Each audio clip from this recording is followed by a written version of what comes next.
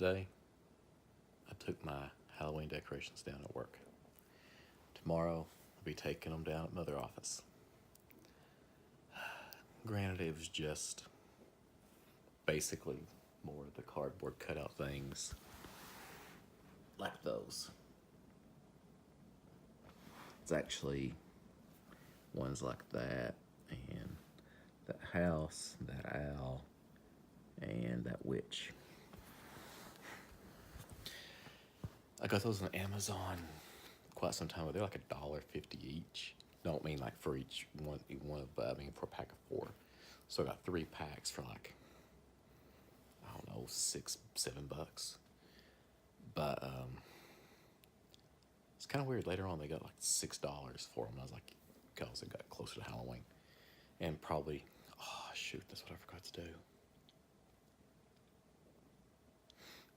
After Halloween, I like to go around and look at the Halloween stuff that didn't get sold, and then pick up some decorations.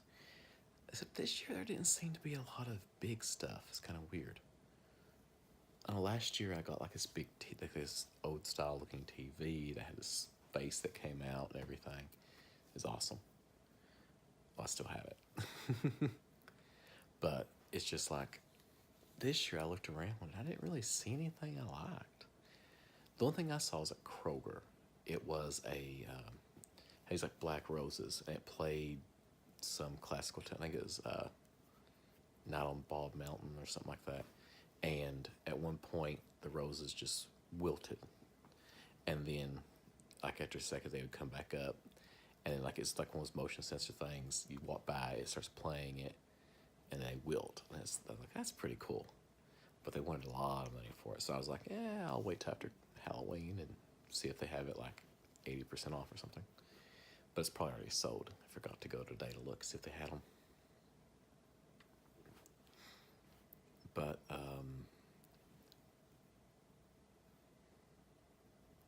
this thing doesn't want to work right now. But yeah, it's just one of those things that I've also got enough Halloween decorations. I really don't need any more, but I still get them. Oh, man. I didn't do as much for this Halloween as I wanted to, but I will next year. I'm actually going to start. Something dinged. Probably my iPad. I've been in conversations with people on Facebook. I've joined a few arcade Facebook groups.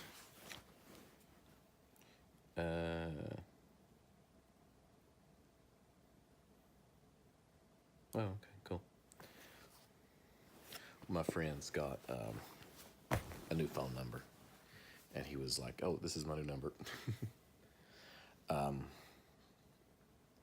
But yeah, I'm actually gonna start planning my next year's videos. And I don't mean I'm not gonna be like James Roloff, the guy that does the Angry Video Game Nerd. He for Cinemassacre's. Oh gosh, what did he call it? Cinemassacre's the Halloween thing. I don't even remember what it's called now. He did it for like 10 years. It was awesome. He started doing those reviews like 6 months before Halloween. So, and then Halloween he'd release one a day. I'm not going to be that dedicated, but I do want to maybe start a lot sooner, so that I can actually do it in segments and not have to worry about, oh man, I gotta do this and this and this and this, and do it all at one time. But I do want to get I sort of say a 3D camera. No, I want to get a 360 degree camera, and I want to use that for some videos and stuff like that, and see if it will. I think it'd be very interesting. I want to do some different things that I've had an idea for a series of videos, but I don't really want to. But I could never. But okay, I want to do them alone. That makes sense. well, I can't take it back. I don't want to do them alone. I don't want to do them in the traditional video like this. I want to use the 360-degree camera so that every time you watch the video, you can be looking at something different, and things are going to go happen around. And don't get me wrong, there's all types of videos out there, people doing stuff like this. It's just that I wanted to put my twist on it. So I've always wanted to do different things with it. And I like the aspect that the person is, it's almost like you're there with them, because they see what you see. If you have a selfie stick, or you have if you're holding the camera, they can look around at everything you can see. You can say, hey, look at this thing over here, and you can point, and they can look where you're pointing and see it. Or they can look over here, or over there, or down there, or up there, anywhere.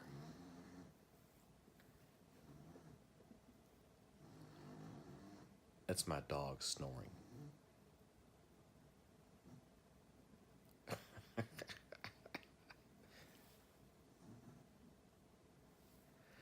Yeah, my dog Thor snores.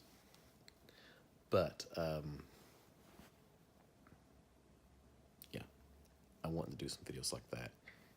But the size of these videos are ginormous. They're 4K videos, because, I mean, you really need that resolution to be able to see everything and actually be able to see what's going on. And just the video editing, I've never done anything, I've never edited a video in 4K, much less a 360 video. So that'd be an experience. And I'd love to be able to go to somewhere like BlizzCon or Comic-Con or Gen Con or any of those, and have a 360 camera, and so that people can really experience it with you. The main problem with that is that I'm pretty sure Comic-Con banned selfie sticks. And, I mean, don't get me wrong, I understand why. When you have a movie star there and you have 30 people trying to get a selfie stick over everybody else, I'd say, yeah, people getting poked in the eyes and people not paying attention. I mean, with tripods, you could see people were doing kind of stuff like that. But, I mean, tripods are so heavy, it's hard to do that with. But you had people, like, setting up a big tripod, and if at Comic-Con, it's like a sea of people. It's very difficult to do. And so I understand a place like that, it's probably not going to work, so I'd probably have to hold the camera in my hand. But I'd still very much love to be able to take one there. And not even just for seeing what everything looks like, for other people, just to think back on it. As you're walking through the convention center, you have that camera, and you have it pointed at yourself, but you can turn it away from, like, instead of it pointing directly at me, me talking to the camera, I could look straight ahead. I could look like I was walking through the convention center again. You could relive that moment. And conventions and things like that are so unique. I mean, because generally, like, not all conventions, but a place like Comic-Con, most of the people, and I do mean most. You can't see all the people, because there's always going to be some jerks. But most of the people there are really cool, and I mean like 99% of them. I'm not going to say 99.1. No, there's jerks. But most of the people are cool. Most of the people you can sit there and talk to, and it's awesome. You can just talk to them, and it's like, hey, how long you been going? And there's people who's been going ever since it started. Holy cow. And you talk to people who's been there the first time. It's like, oh, it's our first time, we're going to do this and that. And you can talk to them, say, hey, you make sure you do this, or make sure you do this, make sure you get in line a lot before this, because, and not because it was either last year or the year before the last that we went, and there's these two. I mean, they looked like they were maybe I'll say kids, but they're not kids. They were like they're 25, maybe 24, 25 years old, and so it was their first time. They said though they really wanted to go to this one event. It was in Hall H, and it's the biggest one. And I said, make sure you get in line for the panel before it. And they're like, why? I said, well, that hall, they don't empty it out. Say the hall's full, and then for the one you want to go into, nobody leaves. Nobody new goes in because there's a capacity. And they were like, oh, they didn't even think about that. So, yeah. I think my son's awake upstairs. I heard, like, moving. I think my wife, it went up there to tell him to go back to bed. But, Bremen blank. Oh, yeah. And so, yeah, they actually, I think we saw them the next day, and they said thank you for telling us that, because if we would have went when that they were thinking of going, they wouldn't have got in. Because me and my wife, we've gotten up before to go to the Big Bang Theory one, and we were so close, we could look through the doors and watch the people on stage talking. I mean, we were like six people. Six people don't need to leave for us to get in. It started, and we were like, we could stand here for an entire hour and hope that somebody leaves and we could go in. But once it starts, very few people are ever going to leave. So we were like, forget it. And that's one of the things we really wanted to go to, and we just didn't get to go to it. And it's just, things like that happened. I know that I wanted to go to, this is when, what's the name of the show? Burn Notice, the one that Bruce Campbell was in. He played Chuck Finley, or Chuck Finley, or whatever. That wasn't his character's real name. That was his fake name in the movie. Finley, Chuck Finley. And they did I can't remember the character's actual name, not Chuck Finley. But they actually did the prequel to it to actually show how he was a spy and everything before he retired. And they were talking about that, and I got to see Bruce. I was like, I really want to see this, because I'm a big fan of Bruce Campbell. He's awesome. And when I went, I got there early. And I don't mean like, I got there at, like, the convention center opens at like 9. That's my dog, I think. Especially when you're talking and like you just hear this noise, you don't know what it is. I'm just like, what the was that? But I was like, I definitely want to see this. I've got to see it. So I think if it opened at 9, is what I think. I got up at 5 a.m. 4 hours before it's supposed to start. And there was the hall. I think it was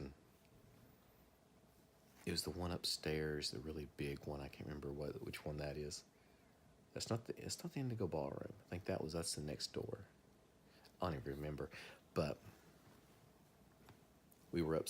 So the hall, that room that was in, and it's it's like the second biggest room, or third, I think, because the one next door at the Hyatt, I think, is bigger. But this one was half full when I got in there. And I got there at 4 hours early.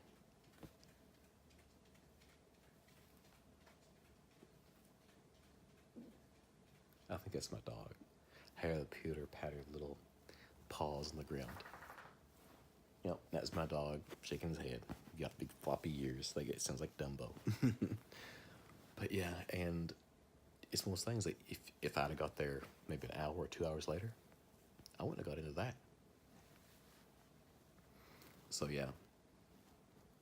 But I would that's the thing, me talking, I kind of changed topics there. But I would love to have had a 360 camera, like a 360-degree camera, to where I would have walked around that convention center and been able to see the same thing I saw. Because when you're looking around, like if you have a camera or something, you can only point at one thing, and you're missing a lot. I mean, these conventions, there's stuff everywhere, and walking through with that camera, you could walk through, and like one time you're looking over here, next time you watch the same video, you're looking over there, then you're looking over here and here and here, and it's so much fun. I remember when I went to Gen Con. I mean, if you're not into board games, you're like, oh, Gen Con, yeah. I love board games. I'm a huge fan of board games. And when you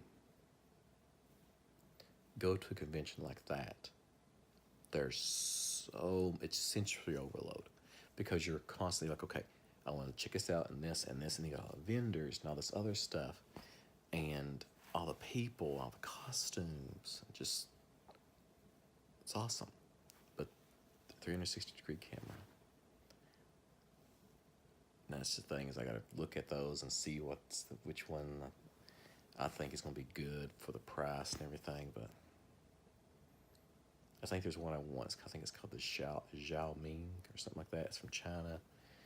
They're supposed to be coming out with a new version of theirs. It's actually 4K instead of like 3.7K. Well, we'll see. Anyways, I'll get off here and see what my dog's doing, because he got a little quiet. When you have a corgi, just like kids, when they go into their room and they're quiet, they're probably into something. Hope you had a good day. Talk to you tomorrow.